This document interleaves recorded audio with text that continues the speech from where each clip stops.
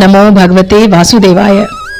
हर एकादशी भगवान विष्णु की स्मृति का दिन है, परंतु मार्गशीर्ष कृष्ण पक्ष की जो एकादशी है, जिसे हम उत्पन्ना एकादशी कहते हैं, वह कुछ विशेष है।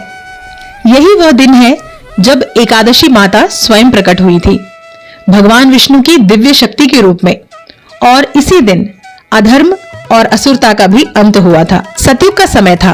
देवताओं और दानवों के बीच अनेक युद्ध हुए और एक बार देवताओं पर विजय पा लेने वाला एक अत्यंत बलशाली असुर भी उत्पन्न हुआ था, जिसका नाम था मुर। मुर दैत्य के पास असंख्य शक्तियां थी। उसने इंद्रलोक, वरुण लोक, यमलोक सभी दिशाओं पर अपना अधिकार पा लिया था। देवता भयभीत होकर स्वर्ग से भागने लगे। स्वर्ग लोक खाली हो गया और अधर्म का राज्य फैलने लगा। देवगण भगवान शिव के शरण में पहुंचे और उनसे कहा, हे महादेव, यह मुर दैत्य हम सबको नष्ट कर रहा है। महादेव, हम किसकी शरण लें? भगवान शिव बोले, हे देवगण, केवल भगवान विष्णु ही इसका अंत कर सकते हैं। आप सभी उन्हीं के शरण में जाइए। सभी देवता क्षीर सागर पहुंचे, जहां भगवान श्री हरि विष्णु शेषनाग की शैया पर योग निद्रा में थे। देवताओं ने करुण स्वर में कहा, हे जनार्दन, हे विश्वपालक, आप ही हमारी रक्षा कर सकते हैं। देवगणों की बात सुनकर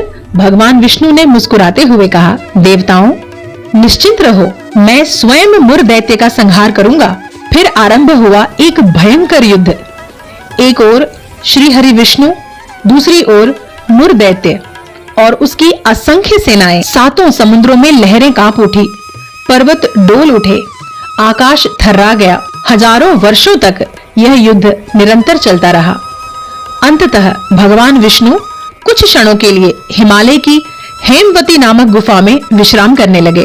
मुर दैत्य उनका पीछा करते हुए वहीं पहुंच गया। वह सोचने लगा, अब विष्णु तो थक चुके हैं, अब सही समय है, अब इन्हें मैं मार डालता हूँ। जैसे ही मुर दैत्य अपने शस्त्र लेकर भगवान के निकट पहुंचा, अचानक भगवान विष्णु के शरीर से एक तेजोमयी दिव्य स्त्री प्रकट हुई।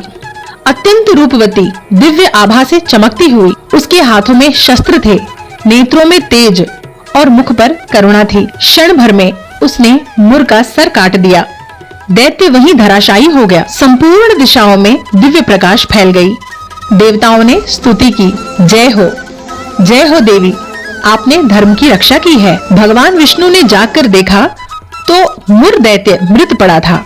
उन्होंने उस देवी से पूछा, हे देवी, तुम कौन हो और किसने यह कार्य किया है? देवी ने विनम्रता से कहा, हे प्रभु, मैं आपकी योग माया हूँ, आपके भीतर से उत्पन्न हुई हूँ। आपके विश्राम के समय आपकी रक्षा के लिए भगवान विष्णु प्रसन्न होकर बोले, हे देवी, आज से तुम्हारा नाम एकादशी होगा, क्योंकि तुम कृष्ण पक्ष की एकादशी तिथि में उत्पन्न हुई हो। तुम सब पापों का नाश करोगी। जो भी मनुष्य तुम्हारा व्रत करेगा वह मेरे परम धाम को प्राप्त होगा। इसीलिए इस तिथि को उत्पन्ना एकादशी कहा गया, क्योंकि इसी दिन एकादशी माता का प्राकट्य हुआ था। जो भक्त सच्चे मन से इस व्रत का पालन करता है, उसे असंख्य जन्मों के पापों से मुक्ति मिलती है और उसे वैकुंठ धाम की प्राप्ति भी होती है। इस दिन व्रत रखकर भगवान विष्णु का ध्यान करना चाहिए।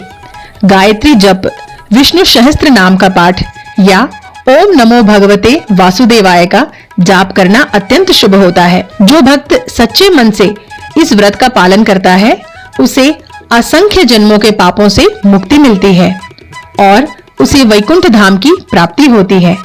ओम नमो भगवते वासुदेवाय।